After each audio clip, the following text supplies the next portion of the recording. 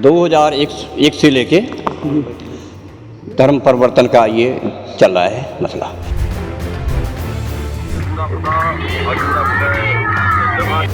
जब पूरे प्रमाण हमारे पास है, पूरी सच्चाई हमारे पास है, हमारी कमेटी पास है, 10 माह से हम ये कार्य कर रहे हैं, तो क्यों छिपाई? क्या कारण है कि हमारे देश के लिए इतना घातक है?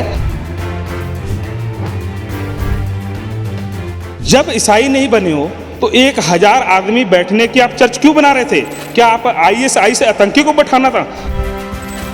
यूपी ਦੇ ਪੀਲੀਭੀਤ ਵਿੱਚ ਵੱਡੇ ਪੱਧਰ ਤੇ ਧਰਮ ਪਰਿਵਰਤਨ ਹੋ ਰਿਹਾ। ਦਰਜਨਾਂ ਪਿੰਡਾਂ ਦੇ ਸਿੱਖ ਪਰਿਵਾਰ ਈਸਾਈ ਬਣ ਰਹੇ ਨੇ। ਕਰੀਬ 3000 ਸਿੱਖਾਂ ਦਾ ਧਰਮ ਪਰਿਵਰਤਨ ਕੀਤਾ ਗਿਆ। ਪੈਸੇ ਅਤੇ ਹੋਰ ਲਾਲਚ ਦੇ ਕੇ ਧਰਮ ਪਰਿਵਰਤਨ ਕਰਵਾਇਆ ਗਿਆ। ਸਥਾਨਕ ਗੁਰਦੁਆਰਾ ਕਮੇਟੀ ਦੇ ਵੱਲੋਂ ਇਹ ਮਾਮਲਾ ਧਿਆਨ ਦੇ ਵਿੱਚ ਲਿਆਂਦਾ ਗਿਆ। ਉਹਨਾਂ ਨੇ ਦੱਸਿਆ ਕਿ ਨੇਪਾਲ ਤੋਂ ਪਾਸਟਰ ਆਉਂਦੇ ਨੇ। ਗੁਰਦੁਆਰਾ ਕਮੇਟੀ ਦੇ ਵੱਲੋਂ ਇਹ ਦਾਅਵਾ ਕੀਤਾ ਗਿਆ ਔਰ ਇਸ ਦੀ ਸ਼ਿਕਾਇਤ ਜ਼ਿਲ੍ਹਾ ਪ੍ਰਸ਼ਾਸਨ ਨੂੰ ਵੀ ਦਿੱਤੀ ਗਈ ਹੈ। यहाँ 2001 से लेके धर्म परिवर्तन का ये चल रहा है मसला। कुछ नेपाल के पादरी आते हैं, कुछ पंजाब के भी हैं। जिन्होंने नेपाल के आए और उन्होंने यहाँ से आके मलया उनको बना दिए पादरी हैं, वो अपना कार्य कर रहे हैं और आते हैं नेपाल के भी।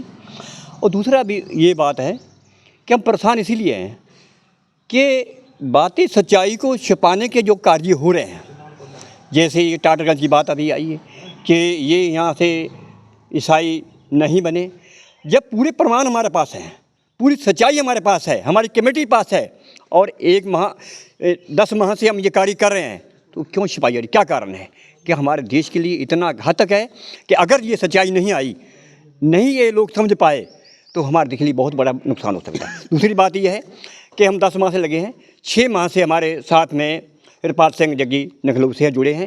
वो हमारी मत बहुत कर रहे हैं ढंग से, जो हम लोग जो कमेटी हमारी कुछ दब रही थी।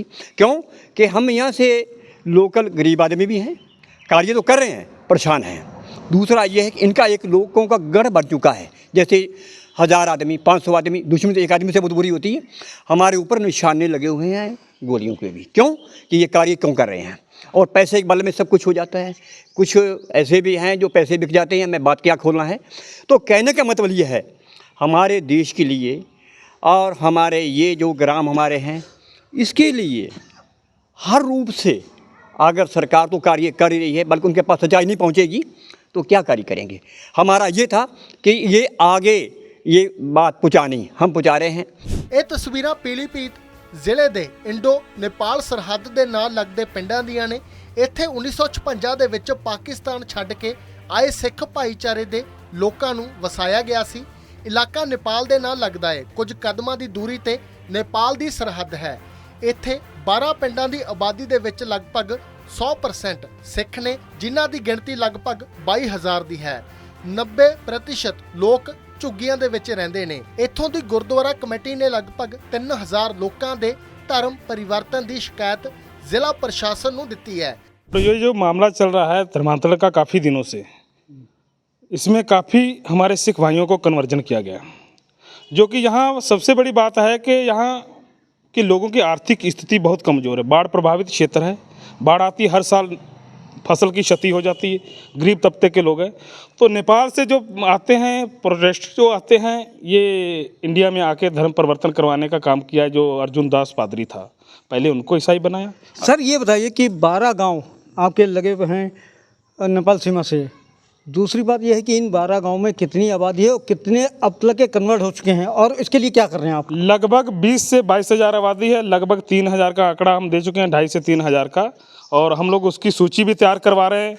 और हमने लगभग 700 लोगों की सूची हम प्रशासन को, शासन को अवगत करा चुके हैं, और उस पर शासन जांच भी करवा रहा है। और ऐसे भी कुछ परिवार हैं जो घर वापसी किए हैं, उनकी भी हमने सूची तैयार की है। काफ़ी परिवार ऐसे हैं जो घर वापसी करवा रहे हैं। और दूसरी बात है, जो घर वापसी की हैं, अभी कई चैनलों पे वो घर वापसी परिवार भी बोले हैं कि हमने अपनी घर वापसी स्वेच्छा से की है।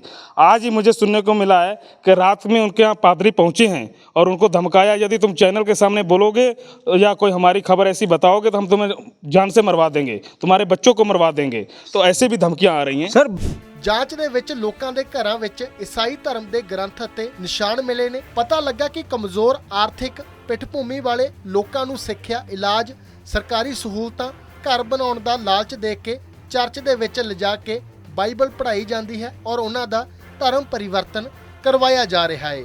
ਇਹ ਧਰਮ ਪਰਿਵਰਤਨ ਦਾ ਖੇਡ ਲਗਭਗ 15 ਸਾਲਾਂ ਤੋਂ ਚੱਲ ਰਿਹਾ। ਹੁਣ ਇਸ ਨੇ ਗੰਭੀਰ ਰੂਪ ਧਾਰਨ ਕਰ ਲਿਆ, ਜਿਸ ਕਾਰਨ ਸਿੱਖ ਭਾਈਚਾਰੇ ਦੇ ਵਿੱਚ ਜਿੱਥੇ ਰੋਸ ਪਾਇਆ जा रहा उत्थे ही इसका विरोध भी किया जा रहा। देश में हमारी संदिग्ध गतिविधियां कोई ऐसी ना हो। मेरे पास दूसरा पद ग्राम सुरक्षा समिति का भी है, क्योंकि ग्राम सुरक्षा समिति का ये भारत नेपाल बॉर्डर की सीमा की सुरक्षा करने के लिए बनाया गया, संदिग्ध गतिविधियों पे ध्यान रखने के लिए बनाया गया है। तो हमारा कर्तव्य भी बनता है उसके नाते भी, और हम लोग इस पर ध्यान भी दे रहे हैं। इसीलिए हमने शासन और प्रशासन को अवगत करा रहे हैं कि हमारे देश को कहीं नुकसान ऐसा ना हो जाए, भविष्य में कोई ऐसा परिणाम ना भुगतना पड़ जाए जो ये धर्मांतरण का खेल चल रहा है। इसी के माध्यम से अभी सर मैं आपको अवगत करा दूँ कि यहाँ एक बहुत बड़ी चर्च बन रही थी भारत नेपाल बॉर्डर के 300 मीटर दूर, और जब हम जिलाधिकारी महोदय को अवगत कराया तो उन्होंने तुरंत कार्रवाई की और उस चर्च को बंद करवाया और निर्माणाधीन को कार्य को बंद करवाया और उस पर तुरंत कार्रवाई की। और कार्रवाई करने के बाद आज क्या है, लोग कह रहे हैं हम लोग ईसाई हुए नहीं, कुछ अपने आप को छिपा रहे हैं चेहरा। जब ईसाई नहीं बने हो तो 1000 आदमी बैठने की आप चर्च क्यों बना रहे थे? क्या आप ISI से आतंकी को बैठाना था? हम तो देश के माननीय प्रधानमंत्री जी को संदेश देना चाहते हैं, माननीय मुख्यमंत्री योगी आदित्यनाथ जी को संदेश देना चाहते हैं कि आप इसकी गहराई से जांच करवाएं कि ये क्या मामला है ऐसा, क्योंकि देश की आंतरिक सुरक्षा का मामला है, हमारे देश को कहीं क्षति न पहुंचे। और मैं सब पूरे प्रशासन को भी ये मैं कहना चाहता हूं संदेश के माध्यम से कि हमारे ज़िले की सुरक्षा की जाए, हमारे राज्य की जाए, हमारे देश की जाए सुरक्षा।